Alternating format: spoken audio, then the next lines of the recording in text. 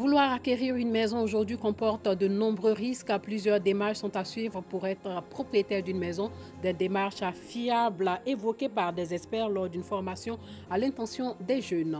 Bachelière à 13 ans, c'est possible. Charlène Kwame l'a démontré cette année avec 233 points. Cet élève du lycée moderne d'Abobo a décroché le fameux sésame par sa persévérance et son intelligence.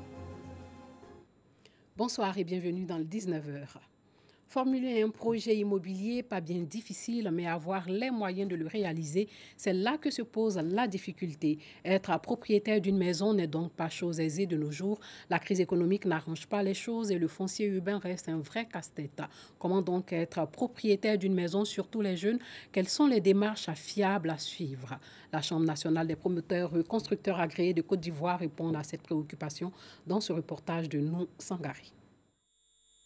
Devenir propriétaire de maison en Côte d'Ivoire, un véritable parcours du combattant. L'immobilier, un secteur confronté à d'énormes difficultés. Pour acquérir une maison, chacun y va de sa stratégie. En achetant avec un promoteur immobilier qui a un agrément en bonne et due forme, en tout cas, vous vous mettez à l'abri de certaines surprises. Il y a beaucoup de litiges qui existent dans ce domaine-là, surtout avec les ventes de parcelles à plusieurs personnes à la fois. Avec une société immobilière, c'est coûteux, c'est vrai, mais il y a moins de risques. L'idéal, c'est d'avoir son terrain et construire là vous construisez à votre rythme.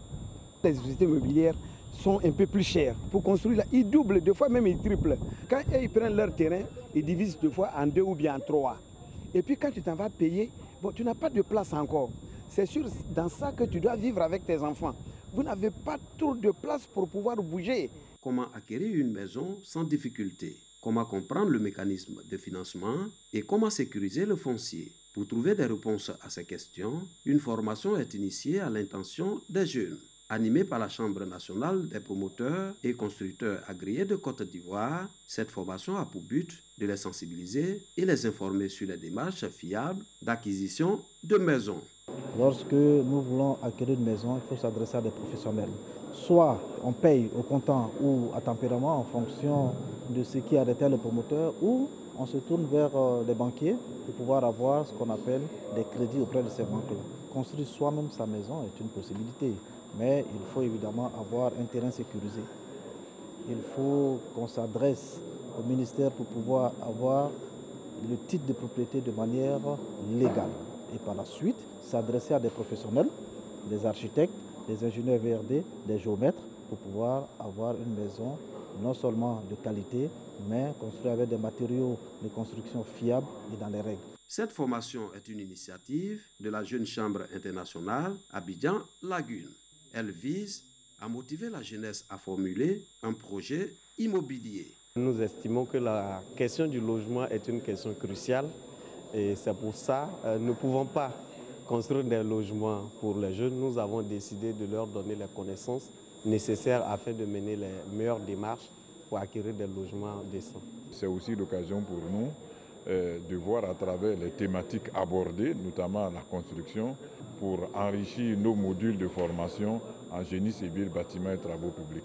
La Jeune Chambre internationale Abidjan-Lagune, qui a placé au cœur de ses priorités la formation et l'encadrement de la jeunesse, entend multiplier ce type de formation pour mieux les outiller en vue de construire une société plus forte. La plus jeune bachelière de Côte d'Ivoire cette année n'a que 13 ans. Elle a obtenu le bac à A2 et fait la fierté de ses parents. Charlène Kwame rêve de devenir avocate. La future étudiante a toujours été fascinée par le plaidoyer des avocats. Emmanuel Niamien l'a rencontrée et nous raconte son histoire. Charlène Kwame n'a que 13 ans et elle vient de décrocher le bac avec 233 points. Ce résultat scolaire qui fait la fierté de ses parents est le fruit d'un parcours scolaire atypique rythmé par les sauts de classe. C'est à 3h30 que je l'ai mise à l'école. Parce que déjà, à la maison, moi-même étant enseignant déjà, je l'entraînais déjà dans ce domaine-là. Là-même à l'école, les gens ne voulaient pas d'elle parce qu'elle était trop petite. Mais j'ai insisté, puis bon voilà. Et dans la suite, elle a fait des merveilles. Donc CP1, elle passe au CP2, CE1, CE2. Et sur proposition donc, de la direction de l'école, de la faire passer, donc de sauter la classe de CM1. Elle est reçue à son entrée en 6e. Elle passe en 6e. 6e, là-bas encore, les mêmes propositions. Et donc, elle passe en 4e en sautant encore la classe de 5e. Donc, en total, elle a sauté 2 classes. J'ai forcé pour aller à l'école parce qu'à la maison, je m'ennuyais. Je voyais mes camarades partir, moi aussi, je voulais faire comme eux. Avoir 13 ans et le bac en poche, Charlène l'a rendu possible. La plus jeune bachelière de l'année 2018 souligne que tout n'a pas été facile pendant l'année scolaire. Au début, tout était un peu difficile. Mais au fur et à mesure, je me suis habituée, mais avec le temps, j'ai compris. Titulaire du bac série A2, Charlène envisage de faire des études de droit. Et ce choix n'est pas fortuit. La surdouée rêve d'une carrière d'avocate internationale. Être avocate, moi, c'est un métier que j'aime. Je ne sais pas, quand je vois à la télé, dans les émissions, les avocats en train de prendre la défense des gens, je suis très passionnée de voir ça. Ils font preuve d'intelligence. C'est dans cette école qu'elle a fait son cycle secondaire. Elle y revient pour se remémorer les bons souvenirs et faire ses adieux. Il y avait toutes sortes d'ambiances. Souvent c'était la paix, souvent aussi la guerre. On se bagarrait, mais tout allait bien. Il y a des amis qui sont restés comme pour moi, des frères, des sœurs. C'est malheureux aujourd'hui d'entendre qu'on ne va plus se voir. Ce passage dans son désormais ex-école n'a pas laissé ses encadreurs indifférents qui ne tarissent pas d'éloges à son endroit. Depuis la seconde, nous l'avons ici. Elle a toujours été pratiquement effacée. Pas de bruit, toujours dans son coin, studieuse. Généralement, quand vous la voyez, elle a toujours un petit document en main en train de papoter, comme on le dit généralement. Franchement, on n'avait rien à lui reprocher, seulement qu'on l'encourageait parce qu'on était tous surpris pour son âge. Voir que la plus jeune bachelière de Côte d'Ivoire de la session 2018 vient de la structure que je dirige me provoque une joie énorme. Bachelière à 13 ans, Charlène Kwame rêve de bénéficier d'une bourse étrangère pour étudier le droit au Canada ou en France, drapée de sa toge de femme de loi. Charlène a étudié au lycée moderne Le Maou. Deux victimes de violences basées sur le genre peuvent désormais s'exprimer et expliquer ce qu'elles ont vécu. Elles le feront dans un groupe de parole de victimes qui leur est destiné. L'idée est leur donner l'occasion d'évacuer leur douleur, bien plus les restaurer dans leur dignité, une initiative du Bureau international de la femme et de l'enfant.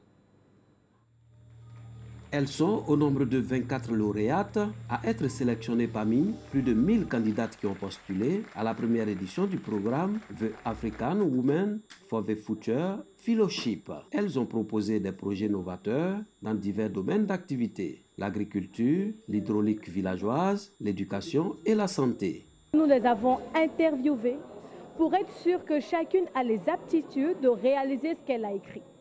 Donc un jury d'experts qui s'est constitué, a passé en revue les projets et c'est à l'issue de cette interview que nous avons pu avoir les 24 finalistes. Le programme n'est pas juste un programme de formation, nous avons un suivi et nous avons aussi une évaluation qui se fait. Après 6 semaines de formation intense et de coaching en gestion de projet et en leadership féminin, elles reçoivent leur diplôme d'honneur, un signe de reconnaissance de leur talent, mais aussi un geste pour les encourager à œuvrer davantage pour l'autonomisation de la femme.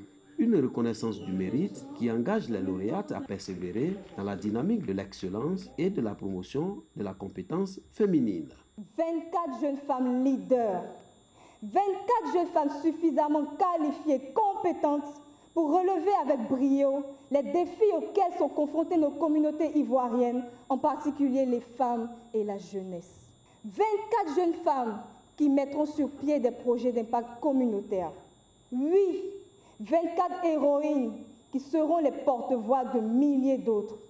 L'organisation non gouvernementale CEFIS est l'initiatrice du programme The African Women for the Future Fellowship, à travers lequel plus de 4000 jeunes ivoiriennes ont bénéficié de plusieurs conférences et ateliers de formation en entrepreneuriat et en leadership féminin de 2009 à ce jour.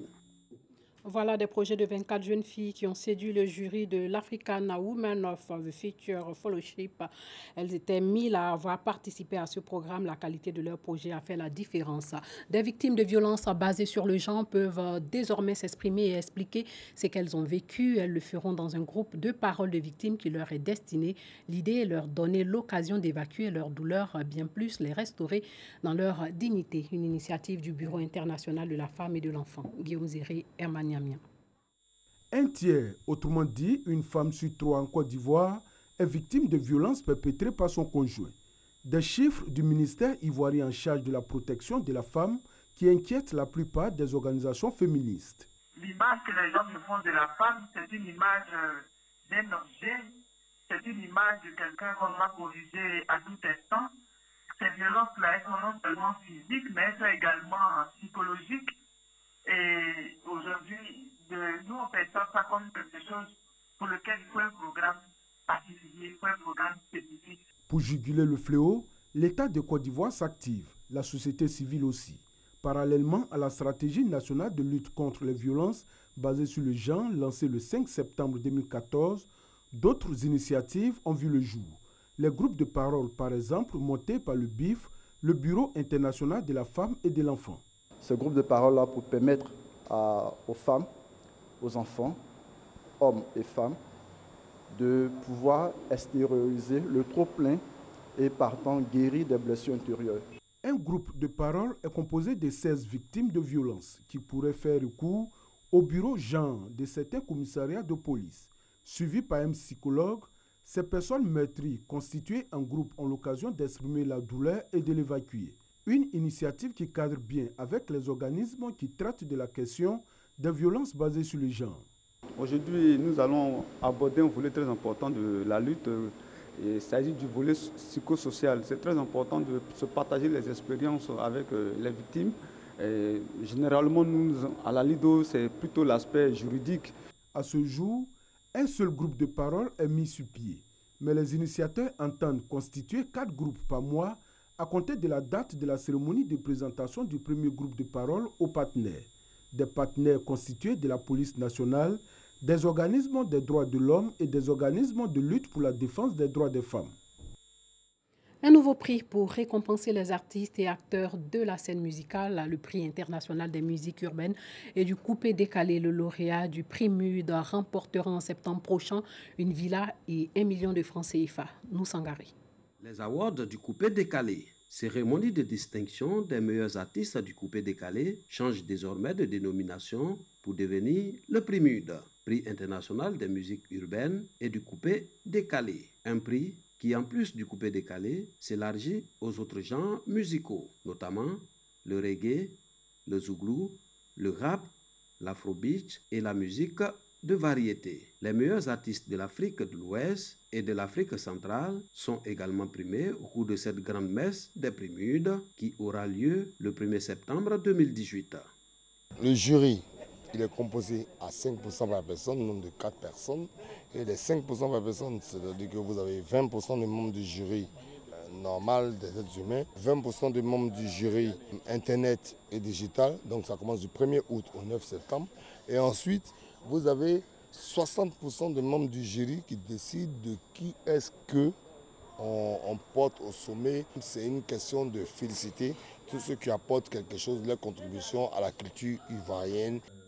Pour cette première édition, ce sont au total 216 nominés répartis dans 23 catégories qui seront à l'honneur au cours de la cérémonie de distinction des prix MUD. Le vainqueur du prix MUD Or repart avec une villa et la somme d'1 million de francs CFA.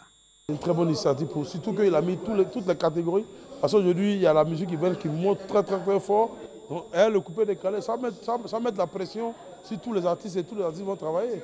Le premier grand événement qui nomine le hip-hop, on respecte. On est content, on va jamais oublier ça déjà.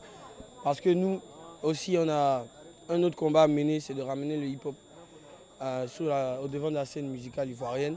Cette cérémonie de distinction internationale, prévue le 1er septembre, sera précédée d'un festival les 24, 25 et 26 août prochain, un festival qui réunira plus de 70 artistes africains.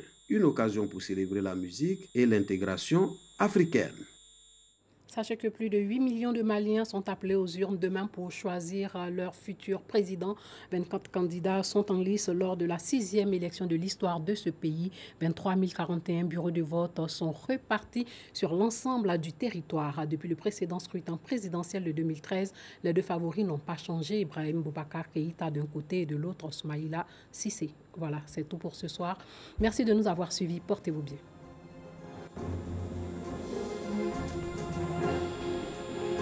Thank you.